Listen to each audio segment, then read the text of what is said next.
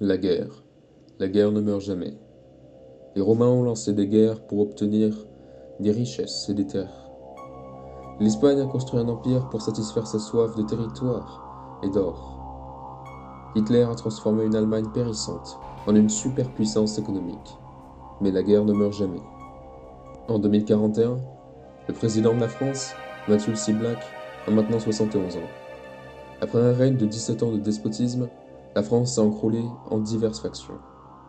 La communauté gérée de Rennes, qui contrôle la plupart de la Bretagne, l'Empire de France, qui contrôle l'est de la France et le sud, l'État français qui contrôle tout le reste du territoire, dont Black est président, et Mazamet qui déclare son indépendance.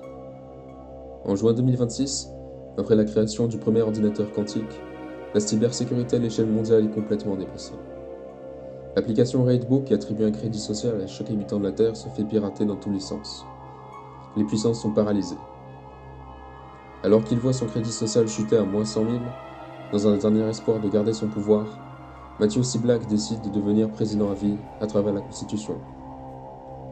La retraite, le RSA et les bourses du Crous et autres étaient principalement appliquées selon le crédit social, ce qui causa une panique générale car plus personne ne pouvait manger. Tout cela déclencha des milliers d'occupations, de vols, de nourriture, d'énormes manifestations dans toutes les villes de France. Black ordonna aux policiers de tirer sur les manifestants, même sur ceux de la Gay Pride qui n'avaient rien demandé. Le 27 juin, une coalition des différents syndicats, sauf la CFDT, tenta d'envahir le palais de l'Élysée pour exiger un retour à la normale et la fin de la dictature sablique. La police eut ordre d'ouvrir le feu. Il y eut des milliers de morts.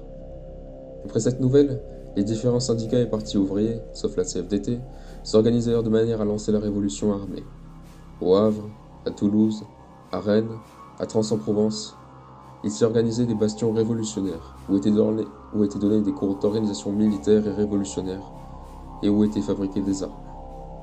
L'armée française était paralysée car elle était constamment cible d'attaques de Transfemme Fury organisées sur les serveurs Discord. Le mouvement s'entendait s'étendre dans les provinces de l'Est, mais échoua. Le 16 août, à Rennes 2, alors le bastion révolutionnaire de Rennes, se rebella contre les forces de Sablic.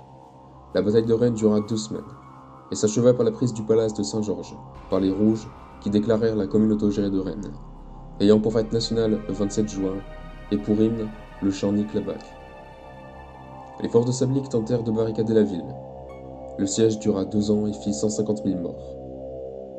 Pendant ce temps, les FAF d'Action française prirent l'occasion de l'amassement des troupes de Rennes pour déclarer leur indépendance à Aix-en-Provence, commune alors majoritairement peuplée de FAF.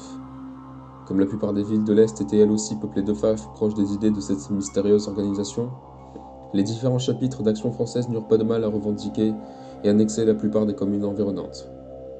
Les forces de l'Action française se formèrent d'abord dans le sud de la France, en s'arrêtant à Carcassonne.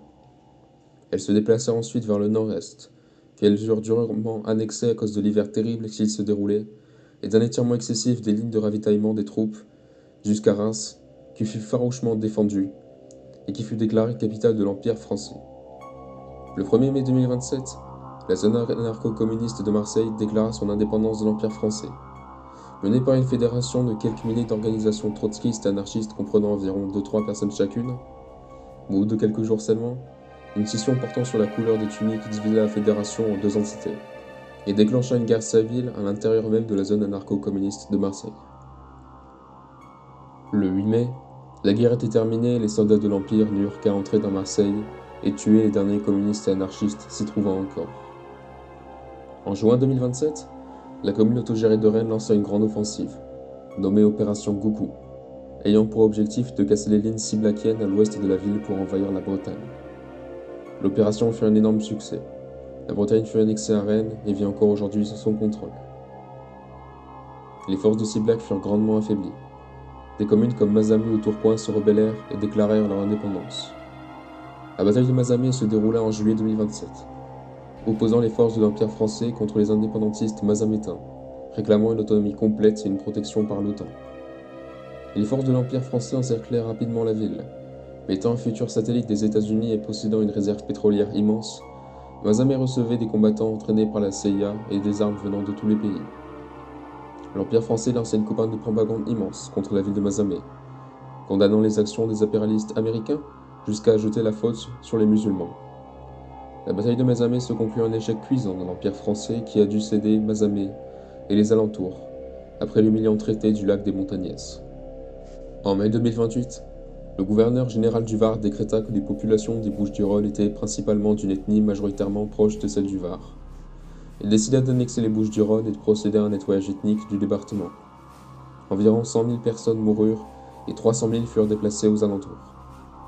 L'Empire français n'eut pas la puissance de stopper le massacre car il venait de subir une énorme récession économique après qu'un réacteur nucléaire explosé à Buzet, qui tua des milliers et contamina des millions d'hectares fertiles.